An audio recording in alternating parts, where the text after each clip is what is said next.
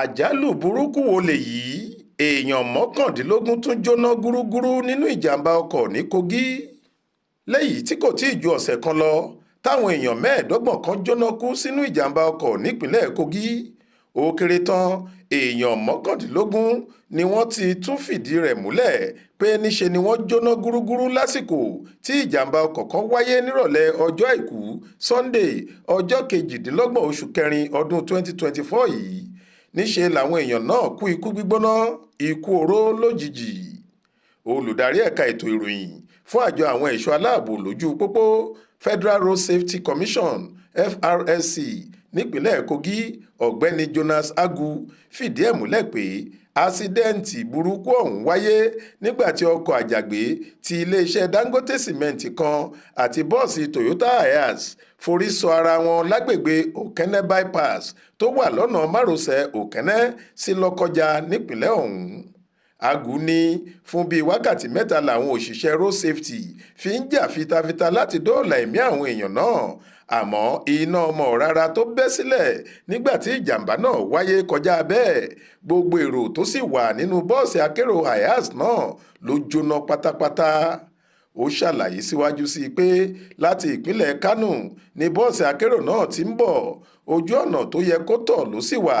tirẹ́là Dangote ló lọ́ọ́ fi ọ̀nà tirẹ̀ sílẹ̀ pẹ̀lú eré burúkú tó lọ yà bá bọ́ọ̀sì náà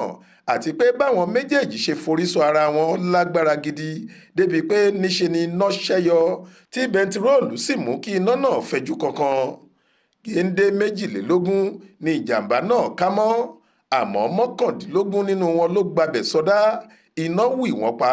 nígbà táwọn 3 yòókù fara gbọgbẹ́ yánnayànna bó tilẹ̀ jẹ́ pé ìsapá ṣì ń lọ láti dóòlà ẹ̀mí wọn. Àtẹ̀jáde road safety ní ohun tó túbọ̀ mú káwọn méjì ríbi yèbọ́ ni pé wọ́n lo bẹ́líìtì tó yẹ káwọn tí wọ́n jókòó síwájú ọkọ̀ fi de ara wọn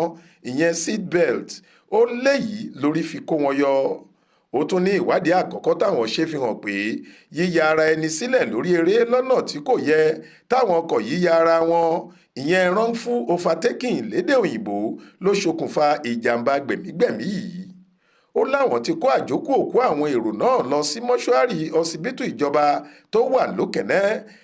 ìyẹn Okene General Hospital. Bákan náà ló láwọn rí dẹ́rẹ́bà tó wa tirẹ́là náà mú ìwádìí sì ti bẹ̀rẹ̀ lórí ìṣẹ̀lẹ̀ yìí. Ó láwọn máa fojú awakọ̀ yìí balẹ̀ ẹjọ́ lẹ́yìn ìwádìí. Ẹ ó rántí pé léyìí tí kò tí ì ju ọ̀sẹ̀ kan lọ lọ́jọ́ Sunday tó ṣáájú èyí làwọn èèyàn mẹ́ẹ̀ẹ́dọ́gbọ̀n kan pàdánù ẹ̀mí wọn sínú ìjàmbá ọkọ̀ nípínlẹ̀ Kogi níṣe ni iná jó àwọn náà pa nígbà tí ọkọ̀ Toyota Sienna kan pẹ̀lú bọ́ọ̀sì Toyota Hiace kan forí sọra wọn pẹ̀lú tirẹ́là kan. A gbọ́ pé kòtò ńlá kan tó wà lọ́nà ọ̀hún níwájú iléèwé ẹ̀kọ́ṣẹ́ tíṣà